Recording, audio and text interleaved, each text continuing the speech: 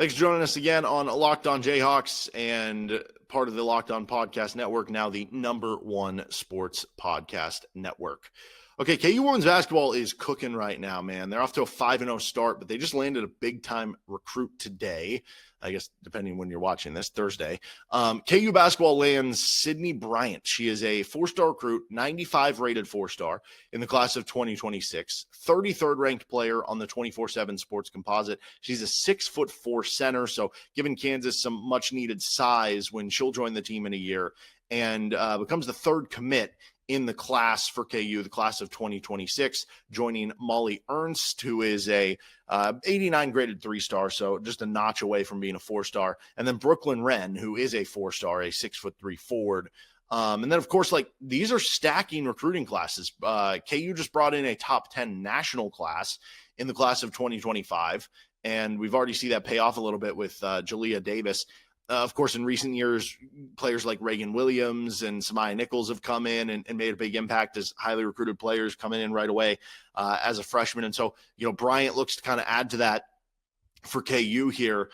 There was a big, I guess there's been a big need for center since Tiana Jackson left for KU. And it feels like, she's going to kind of fill that. But athletic center, going to be a 2-sport player at KU. She's going to be playing volleyball for Matt Ulmer as well. I don't know how that'll work with the schedule and everything.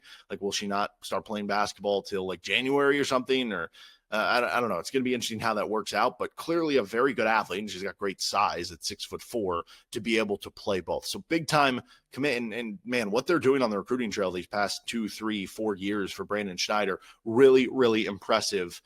To say the least. And I think it's paying off now on the court, right? A young team overall. You do have a junior, Samaya Nichols, who is killing it right now for KU, but it's overall a pretty young team. They're off to a 5-0 start this season. So, a couple of the wins, UMKC, Northwestern State, those are non-top 200 teams on Torvik. Lamar is barely inside the top 200. But the last 2 games will raise your eyebrows a bit. So Missouri ranked 71st on Torvik, so lower end for Power 4, but KU beat them on a neutral site. And this last one was the most impressive of all. Minnesota is ranked 15th on Bart Torvik.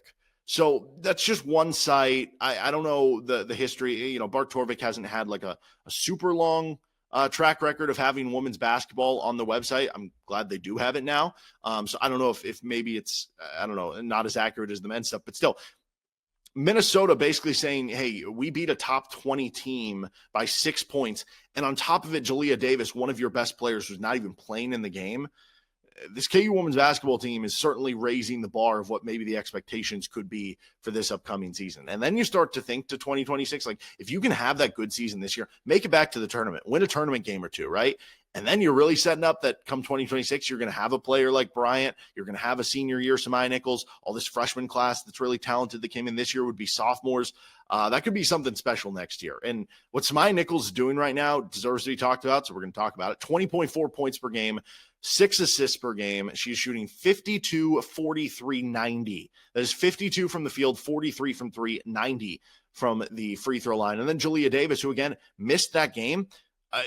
That's a player who's averaging almost 18 points per game as a true freshman on 65% shooting. And you beat Minnesota even without her. Ellie Evans, Reagan Williams have both been solid to start this year. Lily Meister has been giving them 8 and 7 solid contributions from her so far. I think the key will be, can they continue to develop kind of the depth behind them as the season goes on? But this has been a great start, both on the court and in the recruiting game for Brandon Schneider and the KU women's basketball program this year.